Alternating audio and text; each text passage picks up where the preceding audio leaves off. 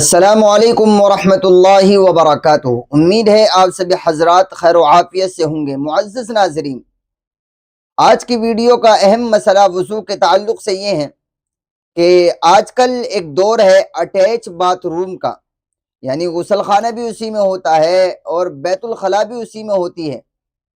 تو اگر ہم اٹیچ باتھ روم میں وضو کر رہے ہوں تو کیا اس کے اندر ہم وضو کرنے سے پہلے بسم اللہ پڑھ سکتے ہیں یا نہیں؟ یہ سوال ہے اور بہت اہم سوال ہے، بہت سارے احباب پوچھتے ہیں۔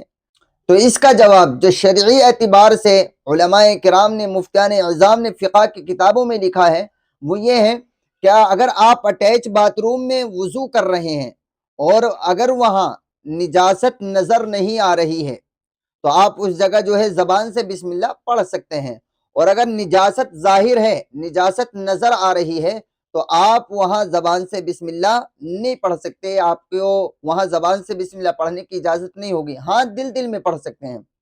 شرط یہ ہے کہ وہاں نجاست اگر ظاہر نہیں ہے یعنی نظر نہیں آ رہی ہے تو آپ زبان سے بسم اللہ پڑھ لیجئے اٹیچ باتھ روم میں، اور اگر نجاست ظاہر ہو رہی ہے، نظر آ رہی ہے تو آپ زبان سے بسم اللہ نہیں پڑھیں گے، فقط دل میں پڑھیں گے۔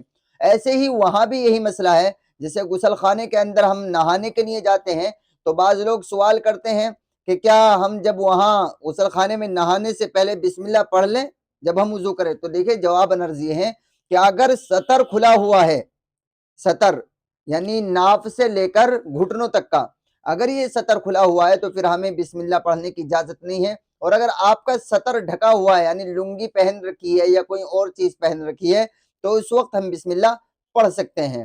تو دونوں مسئلوں کو آپ اچھی طرح سے سمجھ لیجئے۔